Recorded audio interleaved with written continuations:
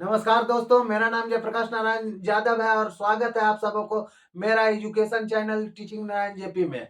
हम आप लोग के लिए शिक्षाप्रद आपको नई नई आपको वीडियो लाता रहता हूं, जिससे आपको खास जानकारी प्राप्त और रोचक जानकारी प्राप्त होता रहे, है ना। इसीलिए आज का जो आपका टॉपिक है वो है आपको वर्णमाला, जो कि हिंदी साहित्य का सबसे प्रमुख कड़ी है। जब आप हिंदी पढ़ते हैं तो आपको वर्ण और वर्णमाला की जानकारी नहीं रहेगी तो आप हिंदी अधूरा हैं। हिंदी आप चाह करके भी जानकारी ले करके भी जानकारी नहीं ले सकते हैं। तो कहने का मतलब हुआ आज का जो टॉपिक है सबसे महत्वपूर्ण टॉपिक है और बहुत ही अच्छी ढंग से हम आपको समझाने का कोशिश करेंगे। वीडियो स्किप न करते हुए इसको आप देखने का कोशिश कीजिए और चलिए हम जानते हैं कि आखिर हिंदी की सबसे महत्वपूर्ण कड़ी क्या है, जिसको जानना हम लोग के लिए बहुत जरूरी है। और उस सबसे महत्वपूर्ण पिलर, सबसे महत्वपूर्ण कड़ी पर आज हम उस विषय बिंदु पर हम चलते हैं जहां से कि हिंदी अधूरा है, और वो आपका सबसे महत्वपूर्ण टॉपिक है, सबसे महत्वपूर्ण कड़ी है, सबसे महत्वपूर्ण पिलर जो आपका है वर्णमाला है। क्या है? वर्णमाला। पिछले वीडियो में हम आपको वर्णों के बारे में पूरी जानकारी दे चुके हैं कि हिंदी में कितने वर्ण हैं और वर्ण कहते किसको हैं। आज हम आपको वर्णों के समूह के बारे में जानकारी देंगे। किसके बारे में? वर्णों के समूह के बारे में। आखिर वर्ण है तो कितना है और उसके पूरा समूह के बारे में बतलाएंगे। तो आखिर वर्णमाला, सबसे पहले चलिए हम जानते हैं कि वर्णमाला इसका नाम कैसे पड़ा। आज का जो हमारा टॉपिक है वर्णमाला, तो वर्णमाला उसका नाम कैसे पड़ा। तो चलिए हम जानते हैं वर्णों के समूह को क्या कहते हैं? वर्णमाला कहते हैं। वर्णों के समूह को क्या कहते हैं? वर्णमाला कहते हैं। या कह सकते हैं कि वर्ण रूपी फूल, एक एक फूल को गांथ करके जब माला बनाया जाता है उसे क्या कहते हैं? वर्णमाला। वो जो उसमें फूल लगता है, इसमें वर्ण रूपी फूल हो गया। क्या हो गया? वर्ण रूपी फूल। वर्ण रूपी फूल का मतलब हुआ दोस्तों, एक एक वर्णमाला को पिरो करके वर्णमाला बनाया गया। एक एक वर्णों को पिरो करके, एक एक वर्णों को गांथ करके क्या बनाया गया? वर्णमाला बनाया गया। तो वर्णों की जो माला होती है उसे क्या कहते हैं? वर्णमाला कहते हैं। क्या कहते हैं? वर्णमाला। तो यहाँ आपको वर्णमाला का परिभाषा क्या दिया हुआ? वर्णों के समूह को क्या कहते हैं? वर्णमाला कहते हैं। वर्णों के समूह को क्या कहते हैं? वर्णमाला कहते हैं। किसी भी भाषा के समस्त वर्णों के समूह को वर्णमाला कहते हैं। अगर कहा जाए कि एक दो छूट जाए तो नहीं, समस्त जितने भी परिवार हैं वर्णों के, वो एक भी नहीं छूटना चाहिए। और वर्णों के समस्त किसी भी भाषा में, किसी भी शैली में एक भी वर्ण नहीं छूटना चाहिए। अगर आपका अंग्रेजी है तो अंग्रेजी में जितने भी अल्फाबेट हैं, टोटल अल्फाबेट वर्णमाला कहलाएगा, है ना। उसी तरह है हिंदी में। हिंदी भाषा अगर आ जाए तो हिंदी भाषा के समस्त वर्ण, जितने भी वर्ण, समस्त वर्णों का समूह ही वर्णमाला कहलाता है। क्या कहलाता है? समस्त वर्ण का समूह ही वर्णमाला कहलाता है। ये वर्णमाला का परिभाषा तो आपने जान लिया। अब आपसे मुख से क्या निकलेगा कि सर वर्णमाला किसे कहते हैं? ये तो मैंने जान लिया, पर वर्णमाला की संख्या है कितनी? वर्ण रूपी माला में कितने वर्ण पिरोए गए हैं? कितने वर्णों से कितने फूलों की माला बनाई गई है? फूलों का जो माला बना है उसमें वर्ण रूपी फूल कितने हैं? तो 52 फूल, 52 वर्ण रूपी फूल से वर्णमाला बनाया गया। कितने रूपी फूल से? 52 वर्ण रूपी फूल से आपको माला बनाया गया है, जिसका नाम क्या पड़ा? वर्णमाला पड़ा है। तो हम चलिए चलते हैं, वो 52 रूपी फूल क्या है वर्णों का। तो देखिए क्या क्या आता है। उसको दो भाग में बांटा गया है। उसे कितने पार्ट में बांटा गया? दो पार्ट में बांटा गया। पहला जो आपका होता है स्वर वर्णमाला और दूसरा व्यंजन वर्णमाला। तो चलिए थोड़ा सा हम जान लेते हैं कि यहाँ आप कह सकते हैं कि स्वर वर्णमाला कहाँ से आ गया सर? ये किस किस वस्तु का नाम है स्वर वर्णमाला? और ये व्यंजन वर्णमाला क्या चीज है? ये किस वस्तु का नाम है व्यंजन वर्णमाला? तो आज हम आपको ये दोनों से भी परिपक्व करा देते हैं। तो चलिए सबसे पहले हम जानते हैं स्वर वर्णमाला किसे कहते हैं, है ना। तो स्वर्ण वर्णमाला क्या होता है? जो वर्ण दूसरे वर्ण की मदद न ले, जो वर्ण दूसरे वर्ण की मदद न ले वो क्या कहलाता है? स्वर वर्ण कहलाता है। और व्यंजन वर्ण, जो वर्ण दूसरे वर्ण की मदद ले उसे व्यंजन वर्ण कहते हैं, है ना। स्वर, देखिए स्वर का मतलब होता है क्या? स्वर, है ना, मतलब अच्छा वर, है ना। स्वभर मतलब अच्छा भर। तो जो अच्छा अच्छा है मतलब जो किसी से मदद लेने वाला नहीं है, वो दूसरों को मदद करने वाला जो होता है, जो दूसरों की मदद करता है और किसी की मदद ना लेता है, जो अपने आप पर निर्भर रहता है, दूसरे पर डिपेंड नहीं रहता है, वह क्या कहलाता है? स्वर वर्ण कहलाता है। और जो हमेशा दूसरे पर डिपेंडेंट रहता है, दूसरा हमेशा क्या रहता है? दूसरे पर डिपेंडेंट, दूसरे पर आधारित रहता है, दूसरा के बिना काम नहीं चलता, वो हमेशा उसमें दूसरा से मेल रखना ही पड़ता है। जब दूसरा से मेल रखेगा तभी वह परिपूर्ण होगा। पूरा कब होगा? जब दूसरा से मेल रखेगा। वैसा वर्ण को क्या कहते हैं? व्यंजन वर्ण। यानी आपको कहा जाए तो स्वर वर्ण किसी की दूसरे वर्ण की मदद न ले, अर्थात जो दूसरे वर्ण की मदद न ले वह स्वर वर्ण कहलाता है, और जो दूसरे वर्ण की मदद ले वह क्या कहलाता है? व्यंजन वर्ण कहलाता है। तो स्वर वर्ण और व्यंजन वर्ण जान लिए। अब स्वर वर्ण कितने हैं और व्यंजन वर्ण कितने हैं, इसकी जानकारी चलिए चलते हैं बोर्ड पे।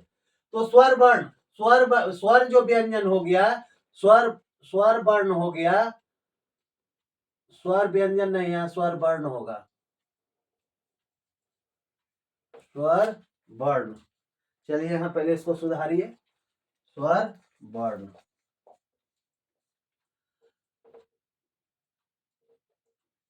ये आपका स्वर वर्ण हो गया। स्वर वर्ण में कौन कौन वर्ण आ जाता है? तो आपका आ जाता है अ, आ, हर्षई, दीर्घई, हर्षऊ, दीर्घऊ, री, ए, ऐ, ओ, औ, है ना।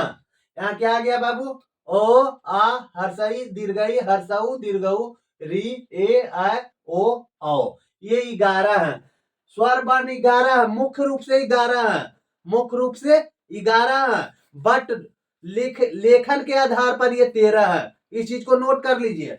स्वर वर्ण मुख्य रूप से 11 है, पर लेखन के हिसाब से हम लोग लिखते हैं उसके अनुसार से 13 है। तो आप कहिएगा सर दो और कौन कौन है? तो दो और हैं बाबू, वो आपका हो जाता है अनुस्वार और विसर्ग। ये दो और हैं, है ना। तो 11 प्लस 2, 11 प्लस 2 कितना हो गया? 13। तो ये हमारे लिखने के आधार पर स्वर वर्ण कितने हो गए? 13। और मुख्य रूप से कितना है? 11। ये आपका कंफर्म हो गया कि मुख्य रूप से जो होता है स्वर वर्ण 11 होते हैं, लेकिन लेखन के आधार पर, लिखने के आधार पर जो हम लोग लिखते हैं उसके अनुसार स्वर कितना है? 13 है। तो कैसे हम लोग पढ़ते हैं सर? जब बच्चा में हम लोग रहते हैं और उसमें हम लोग को पढ़ाया जाता है, तो गुरुजी जो हम लोग को टास्क देते हैं तो कहते हैं बेटा लिखो अ, आ, हर्षई, दीर्घई, हर्षऊ, दीर्घऊ, री, ए, आ, ओ, औ, अन, अ। तो अन अह भी जोड़ते हैं। क्या करते हैं? अन अह भी जोड़ते हैं। तो अन और अह जो जोड़ते हैं, ये आपका जो जोड़ते हैं, तो ये भी आपका क्या आता है? स्वर वर्ण आता है। क्या आता है? स्वर वर्ण आता है। तो मुख्य रूप से 11 है, बट हम लोग को लिखने के आधार पर कितना पढ़ना है? 13 पढ़ना है, याद रखिएगा। अगर आपसे कोई पूछ दे कि स्वर वर्ण कितने हैं, तो उनको सीधे जवाब दीजिएगा कि स्वर वर्ण 11 है मुख्य रूप से, लेकिन लेखन के आधार पर बाबू ये 13 है। आप अगर पूछ दे कि मुख्य रूप से बताओ कि 11 कौन कौन है, तो क्या बोलिएगा? अ, आ, हर्षई, दीर्घई, हर्षऊ, दीर्घऊ, री, ए, ऐ, ओ, औ। अगर पूछेगा कि आप सीधे बताओ बाबू कि स्वर कौन कौन है लिखने के आधार पर, तो आंख मूंद के बता दीजिएगा अ, आ, हर्षई, दीर्घई, हर्षऊ, दीर्घऊ, री, ए, ऐ, ओ, औ, अन, अ। इसको याद रखिएगा आप लोग, है ना। लेखन के आधार पर और मुख्य रूप से। चलिए अब जानते हैं व्यंजन वर्ण की ओर। किस चीज की ओर? व्यंजन वर्ण की ओर। तो अब हम चलते हैं व्यंजन वर्ण में। तो अब हम प्रवेश करेंगे व्यंजन वर्ण में। व्यंजन वर्ण, तो व्यंजन वर्ण आपको कौन कौन हो गया? व्यंजन वर्ण में जो आ जाता है सबसे पहले स्पर्श व्यंजन आ जाता है। क्या आ जाता है बाबू? स्पर्श व्यंजन आ जाता है। स्पर्श व्यंजन में कौन कौन आ जाता है? क, ख, ग, घ, अंग। ये कवर्ग कहलाता है। च, छ, ज, झ, ञ, ये चवर्ग कहलाता है। ट, ठ, ड, ढ, टवर्गी न, इसीलिए इसको टवर्ग कहलाता है। टवर्गी न, इसको क्या बोलते हैं? याद रखिएगा, टवर्गी न, इसीलिए इसको टवर्ग बोला जाता है। त, थ, द, ध, न, इसको तवर्ग बोला जाता है। क्या बोला जाता है? तवर्गीय न। इसको क्या बोलते हैं? तवर्गीय न। एकदम नोट कर लीजिए। जब आपको हिंदी पूरा सीखना है तो आप नोट कर लीजिए और मेरा वीडियो स्किप मत कीजिए, हम पक्का हिंदी सिखा देंगे आपको। तो यहाँ त थ द ध न, ये कौन सा हो गया? तवर्गीय न हो गया। और ये प फ ब भ म, ये पवर्ग हो गया। तो इस तरह से स्पर्श व्यंजन कितने हो गए? 5, 10, 15, 20, 25। कितना हो गया? 5, 5, 20, 25 को। तो अब एक चीज जान लीजिए, स्पर्श व्यंजन किसको कहते हैं?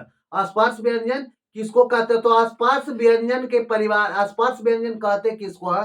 तो जो हमारे मुख से जब हम आवाज निकालते हैं तो जिह्वा हमारे जिन जिन भागों को छूती है और उससे जो ध्वनि निकलती है उसको हम स्पर्श व्यंजन बोलते हैं। क्या बोलते हैं? स्पर्श व्यंजन बोलते हैं। और स्पर्श व्यंजन में आपको कवर्ग का परिवार आ जाता है, चवर्ग का परिवार आ जाता है, टवर्ग का परिवार आ जाता है, तवर्ग का परिवार आ जाता है और पवर्ग का परिवार आ जाता है। अब बोलिएगा कि सर कवर्ग उसको क्यों कहते हैं, चवर्ग क्यों कहते हैं, टवर्ग क्यों कहते हैं, तवर्ग क्यों कहते हैं, पवर्ग क्यों कहते हैं? ये हमको पता नहीं है। तो बाबू ये 5-5 का परिवार है। क्या है? 5-5 का परिवार है। और 5 परिवार में वही मुखिया होता है जो सबसे बड़ होता है, सर्वगुण संपन्न होता है। तो जो सबसे बड़ होता है वही आपके मुख पद का अधिकारी होता है। तो क ख ग घ अंगा में सबसे पहले कौन आया? क आया। तो ये सबसे परिवार का मुखिया कौन हुआ? क हुआ। इसीलिए इसका कवर्ग नाम पड़ा। इसीलिए क्या नाम पड़ा इसका? कवर्ग। च छ ज झ इया, इसमें सबसे पहले उच्चारण किसकी होती है? च की होती है। इसीलिए इसके परिवार का मुखिया क्या हो गया? च हो गया। उसी तरह से आपको टवर्ग में परिवार का मुखिया ट हो गया, इसीलिए ट ठ ड ढ न में टवर्ग उसको बोलते हैं। त थ द ध न में परिवार का मुखिया त हो गया, इसीलिए उसको त थ द ध न में तवर्ग बोलते हैं। और प फ ब भ म में परिवार का पहला सदस्य कौन है? प है। और प फ ब भ म का मुखिया कौन हुआ? प हुआ। इसीलिए इसको क्या बोलते हैं? पवर्ग बोलते हैं। तो यहाँ आपका सस्पेंशन खत्म कि इसको कवर्ग, चवर्ग, टवर्ग, तवर्ग, पवर्ग नाम क्यों पड़ा? क्योंकि इस परिवार का मुखिया कवर्ग है, इस परिवार का मुखिया चवर्ग है, इस परिवार का मुखिया ट है, इस परिवार का मुखिया त है और इस परिवार का मुखिया प है। तो इसमें मुखिया जो है क हुआ कवर्ग में, तो क ख ग घ अंगा में जब क हुआ प्रधान तो इसको बनाया गया कवर्ग। क्या बनाया गया? कवर्ग। और च छ ज झ इया में जब च प्रधान हुआ तो इसको चवर्ग बनाया गया। ट ठ ड ढ न में ट प्रधान हुआ तो टवर्ग बनाया गया। त थ द ध न में त प्रधान हुआ, इसीलिए इसको तवर्ग बनाया गया। प फ ब भ म में प प्रधान हुआ, इसीलिए इसको पवर्ग बनाया गया। और ये प प च कितने हो गए? 25। और ये 25 जो आपका व्यंजन है वो स्पर्श व्यंजन में आ जाते हैं। किस चीज में आ जाते हैं? स्पर्श व्यंजन में आ जाते हैं। अब चलिए हम चलते हैं अंतस्थ व्यंजन। अंतस्थ व्यंजन 4 है। अंतस्थ व्यंजन कितने हैं? 4 हैं। कौन कौन है बाबू? य, र, ल, व। अंतस्थ व्यंजन कितने हैं? 4। कौन कौन? य, र, ल, व। उसी तरह से ये उष्ण व्यंजन आ जाता है। कौन आ जाता है? उष्ण व्यंजन। तो कौन है? तालब सा, मूर्धन्य सा, दंती सा और ह, है ना? कौन कौन है बाबू? तालब सा, मूर्धन्य सा, दंती सा, ह। ये जो है इतना जो आ जाता है आपको मुख स्वर आ जाता है। कितना आ जाता है? मुख व्यंजन। इतना जो आपका हो गया मुख व्यंजन हो गया। जिस तरह से स्वर आपका मुख कितना था जी? 11 था। स्वर कितना था? 11 था। उसी तरह से यहाँ व्यंजन जो मुख है कितना है? व्यंजन मुख जो है आपको कितना है जी? आपको 33 है। कितना है? 33 है। अब कहिएगा कि 33 कौन कौन है?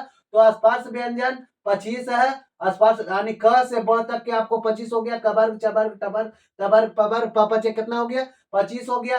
4 जो हो गया अंतस्थ व्यंजन य, र, ल, व। और 4 जो हो गया आपको उष्ण व्यंजन तलबी स, मूर्धन्य स, दंती स, ह। ये आपका प्रमुख हो गया। प्रमुख वर्ण व्यंजन जो हो गया वो आपको कितना हो गया जी? 33 हो गया। प्रमुख व्यंजन कितना हो गया? 33। और कौन कौन हो गया? कवर्ग, चवर्ग, टवर्ग, तवर्ग, पवर्ग, अंतस्थ व्यंजन और उष्ण व्यंजन। याद रखिएगा, या इतना न याद हो तो कहिएगा स्पर्श व्यंजन और अंतस्थ व्यंजन, उष्ण व्यंजन, ये प्रमुख है। अगर आपसे पूछे कि डिटेल में बताओ तो आप उसको उनको बोल दीजिएगा कि क ख ग घ अंग च छ ज झ इया ट ठ ड ढ न त थ द ध न प फ ब भ म य र ल व तालब सा मूर्धन्य सा दंती स ह। ये प्रमुख व्यंजन हुए। क्या हुए? प्रमुख। इतना का मतलब बहुत बड़ा स्थान है, ये मुख्य कहलाते हैं। क्या कहलाते हैं? मुख्य, है ना। अब चलिए आप टोटल लेखन के आधार पर जितने पढ़ना है, जितने भी आपको व्यंजन पढ़ना है, लेखन के आधार पर कौन कौन है। तो ये स्पर्श व्यंजन 25 हो गया, अंतस्थ व्यंजन 4 हो गया, उष्ण व्यंजन भी 4 हो गया, और इसमें जो बढ़ जाता है आपका संयुक्त व्यंजन बढ़ जाता है। कौन बढ़ जाता है जी? आपका संयुक्त व्यंजन बढ़ जाता है। संयुक्त व्यंजन में कौन कौन आ जाता है? अक्ष, त्र, ज्ञ और स्र, ये 4 आ जाते हैं। कौन कौन जी? अक्ष, त्र, ज्ञ और स्र। ये इस तरह से 4 आपको आ गया संयुक्त व्यंजन। उसके बाद आयोग, अयोग बा, अयोग बा तो आपको अथी में आ जाता है, स्वर में आ जाता है। अपवाद 2 व्यंजन है। अपवाद कितने हैं? 2 व्यंजन। व्याकरण का 2 अपना व्यंजन उसको मानता है, और वो आपको इससे फालतू है, और वो आता है ड़ और ढ, है ना। हम लोग पढ़ते हैं क ख ग घ अंग। क्या पढ़ते हैं? क ख ग घ अंग। और यहाँ ड़ और ढ 2 क्या है? अपवाद है। कैसे अपवाद है? कि जब हम लोग लिखते हैं क ख ग घ अंग, अंगा में यहाँ बिंदु नहीं देते हैं, यहाँ देते हैं। यह नोट कर लीजिएगा, आप नहीं जानते हैं जहां में तहां दे देते हैं ना, याद कीजिए। क ख ग घ अंगा इस तरह से लिखाता है। ट ठ ड ढ न देख लीजिए, ट ठ ड ढ न, है ना। तो इसके नीचे बिंदु है जी? नहीं ना। ऐसे भी कहता है क्या, बच्चे लोग खेलते हैं अथी, क्या बोलते हैं उसको, अंतराक्षरी। तो क्या बोलते हैं? ड़ के नीचे बिंदु हम बनेंगे हिंदू, है ना। ड़ के नीचे बिंदु पड़ता है तो वो अड़ा ड अड़ा हो जाता है। क्या होता है? अड़ा हो जाता है। तो ड़ ये जो हुआ, ये नीचे बिंदु वाला क्या कहलाया? अड़ा कहलाया। ये अंगा कहलाया, और इसको अड़ा बोलते हैं। ये नीचे जब पड़ गया तो क्या हो गया? अड़ा हो गया। क्या हो गया बाबू? ये ड़ हो गया। और ये ट ठ ड ढ न में जब ये ढ को हम नीचे बिंदु देते हैं, ढ को क्या देते हैं? नीचे बिंदु देते हैं, तो ये क्या हो जाता है? अढ़ा हो जाता है। और ये हमको व्यंजन में पढ़ना नहीं है, ये अपवाद है। ये क्या है? दोनों अपवाद में आ जाता है। क्या आ जाता है? अपवाद में। तो ये 2 जो है, और याद रखिएगा, अड़ा और ढ हिंदी व्यंजन है, बट ये क्या है? अपवाद है। तो आप लोग को और अयोग बा में 2 आ जाता है, अनुस्वर और विसर्ग। अयोग भाग में क्या आ जाता है? आपसे पूछेगा कि हिंदी व्याकरण के अयोग भाग में कौन कौन है, तो आप लोग बोल दीजिएगा अनुसार और विसर्ग। यह योग भाग में है, लेकिन ये है कहाँ? स्वर में आता है। ये कहाँ आता है? स्वर में आता है। तो इस तरह से आपने जान लिया कि अगर आपसे पूछ दे कि लेखन के आधार पर पूरा वर्णों की संख्या कितना है, तो आप लोग बोलिएगा 52 है सर जी। कितने हैं? लेखन के आधार पर कितने हैं? 52 है। उसमें स्वर कितना है? स्वर 13 है। स्वर 13 कौन कौन है? चलिए गिन लेते हैं। अ आ हर्षई, गिनिएगा। अ आ हर्षई दीर्घई हर्षऊ दीर्घऊ री ए आ ओ औ अन अ। ठीक है। तो 3 3 6 3 9 और 3 12 1 13। स्वर कितना हो गया? 13 हो गया। अब चलिए व्यंजन गिनते हैं। व्यंजन पूछ दे कितना है, तो व्यंजन कितना है मुख्य रूप से? तो यहां देखिए स्वर आपको कितना बताया गया था? स्वर आपको 11 मुख्य रूप से, लेकिन टोटल कितना होता है? 13 होता है। और व्यंजन मुख्य रूप से 39 होते हैं। मुख्य रूप से कितने होते हैं जी? 39 होते हैं। लेखन के आधार पर मुख्य रूप से 39, ऐसे 33, ऐसे 33 मुख्य रूप से व्यंजन 33, और लिखने के आधार पर कितना? 39। अब कहिएगा 39 व्यंजन कौन कौन है, तो चलिए जोड़ लीजिए। 25 तो हो गए आपके स्पर्श व्यंजन, 25 क्या हो गया? स्पर्श व्यंजन। 4 हो गए आपका अंतस्थ व्यंजन, और उष्ण व्यंजन 4 हो गए। तो 25 4 29, 29 4 33। तो 33 को तो प्रमुख था सर जी, ये प्रमुख 33 के ले लिए। उसके बाद कौन कौन बचा? मिश्र व्यंजन, संयुक्त व्यंजन जिसको बोलते हैं, संयुक्त व्यंजन 4 हो गए, है ना। तो 33 और 4 क्या हो गए? 37 हो गए। 33 4 37, और 2 जो हो गए कौन हो गए?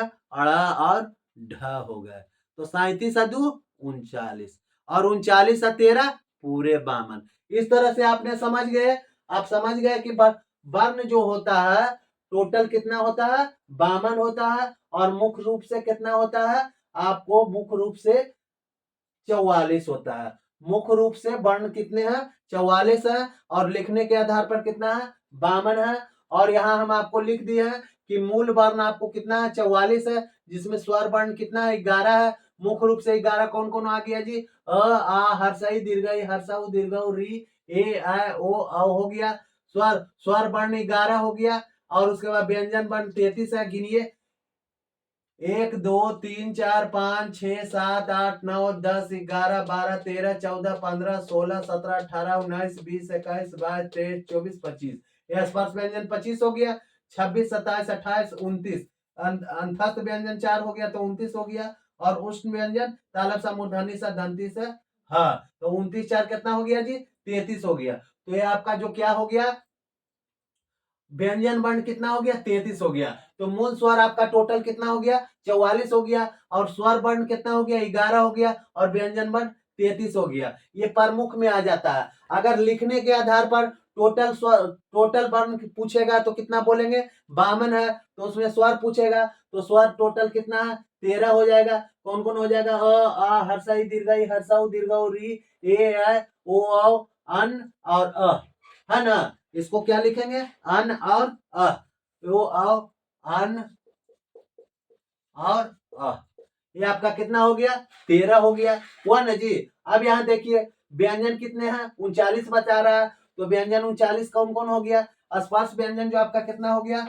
25 हो गया। स्पर्श व्यंजन कितना हो गया जी? 25 हो गया। ये 5 का 5 5 10 15 15 5 20 25 25 हुआ ना जी? उसके बाद अंतस्थ 4 हो गया।